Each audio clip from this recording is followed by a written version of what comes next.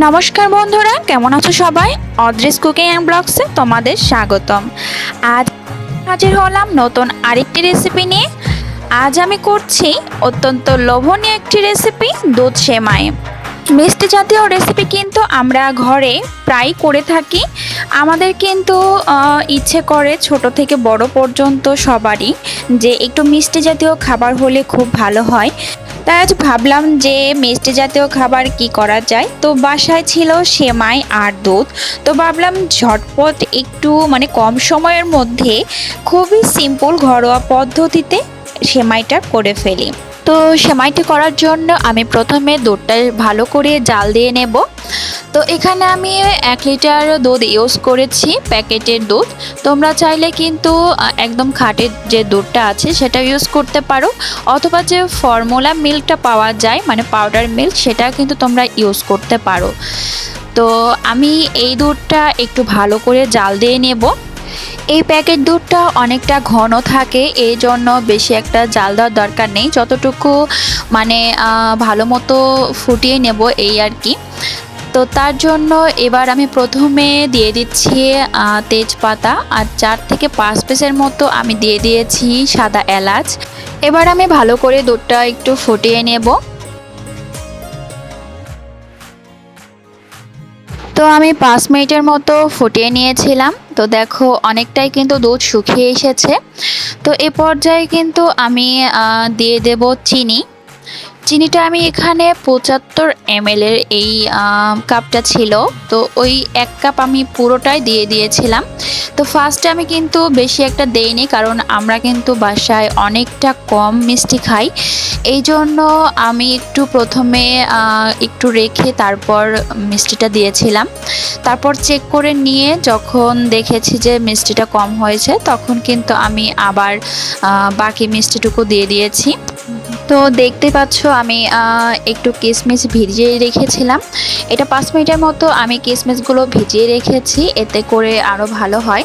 কিশমিশগুলো যদি আগে থেকে ভিজিয়ে না রাখা হয় তাহলে কিন্তু অনেকটাই শক্ত হয়ে থাকে, তবে অনেকক্ষণ অবস্থায় থাকলেও কিন্তু অনেকটা নরম হয়ে যায়। তবু একটু ভিজিয়ে, কারণ এখানে তো অনেক রকমের ময়লা থাকে, তো ধুয়ে একটু ভিজিয়ে রেখেছিলাম।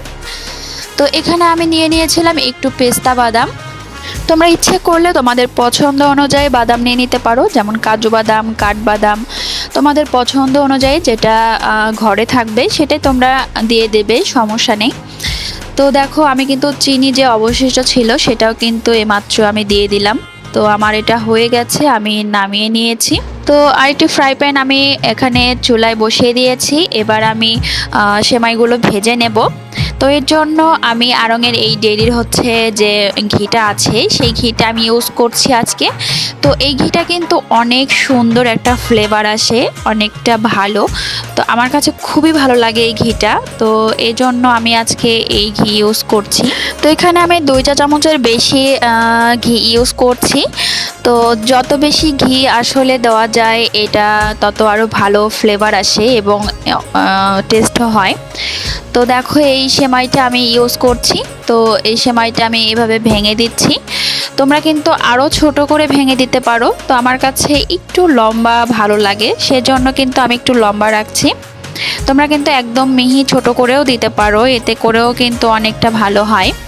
তো আমি প্রায় যখন অনেকেই থাকে তখন কিন্তু আমি অনেকটা ছোট করে দেই। তো আমরা যেহেতু এখন 2 থেকে 3 জন, আমি বা আমরা ফ্যামিলির কয়েকজন খাবো, এই জন্য কিন্তু আমি অনেকটাই একটু বড় রেখেছি। তো দেখো এরকম আমি কিন্তু লাল লাল করে ভেজে নেব, বেশি একটা কিন্তু কড়া করে ভাজা যাবে না। তো ভাজতে গেলে হয়তো দেখা গেল পুড়ে গেছে বা এরকম। এই সময় কিন্তু চুলার আঁচটা একদম লো আঁচে রেখেছি, কারণ যেহেতু ঘিটাতে কিন্তু তাড়াতাড়ি পুড়ে ওঠে, এই জন্য কিন্তু চুলার আঁচ কখনোই বাড়ন্ত রাখা যাবে না। তো দেখো আমি কিন্তু এপাশ করে উল্টিয়ে এটা ভালো করে ভেজে নিচ্ছি। আর অবশ্যই কিন্তু খেয়াল রাখতে হবে এটা কখনোই যেন পুড়ে না যায়, সেটাও কিন্তু খেয়াল রাখতে হবে। যে দিকটা আগে উল্টিয়ে দিয়েছি সেই দিকটা কিন্তু আবার ঠিক করে তাড়াতাড়ি করে সেটা উল্টিয়ে দিতে হবে। তো দেখো আমার কিন্তু সেমাইটা প্রায় ভাজা হয়ে গেছে, এর বেশি ভাজলে কিন্তু একদম পুড়ে যাবে। তো এবার আমি যে দুধটা জাল দিয়ে রেখেছিলাম সেই দুধটা আমি এর মধ্যে এখন ঢেলে দেব। একটু খেয়াল রেখে করতে হবে, কারণ একটু বুদবুদ করে ওঠে, অনেক সময় গায়ে হাত পায়ে লেগে যেতে পারে। তো সম্পূর্ণ দুধ আমি দেখো ঢেলে দিয়েছি। এরপর কিন্তু বেশি একটা আমি জাল দেব না, জাল বেশি দিলে কিন্তু এটা একদম গলে যায় আর খেতেও ভালো লাগে না, এটা অবশ্যই খেয়াল রাখতে হবে। তো এবার এই পর্যায়ে কিন্তু আমি কিশমিশগুলো সব দিয়ে দিচ্ছি, আমি এই সময় দিয়ে দিচ্ছি, তোমরা অবশ্যই এই সময় দেবে। আর কিছুটা যদি প্রয়োজন হয় মনে চায় ডেকোরেট করার সময়ও কিন্তু তোমরা দিয়ে দিতে পারো।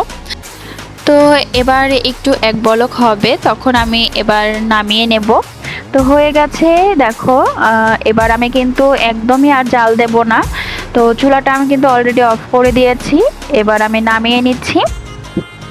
তো দেখো আমি নামিয়ে কিন্তু এটা ঠান্ডা করে নিয়েছি, দেখো অনেকটাই গ্রেভি আছে, দুধটাও কিন্তু একদম সুন্দরভাবে পারফেক্ট হয়েছে। তোমরা যদি এভাবে করো তাহলে অবশ্যই একদম পারফেক্ট হবে। তো দেখো এই পর্যায়ে কিন্তু আমি একটু পেস্তা বাদাম দিয়ে একটু ডেকোরেট করে নিচ্ছি। তোমরা চাইলে কিন্তু বললাম যে তোমাদের পছন্দ অনুযায়ী বাদামটা ইউজ করতে পারো, বা চাইলে মন চাইলে যে আমি কোনো বাদামই খেতে পারি না সেরকম হলে তোমরা নাও ইউজ করতে পারো, সেটা তোমাদের ইচ্ছে অনুযায়ী অবশ্যই।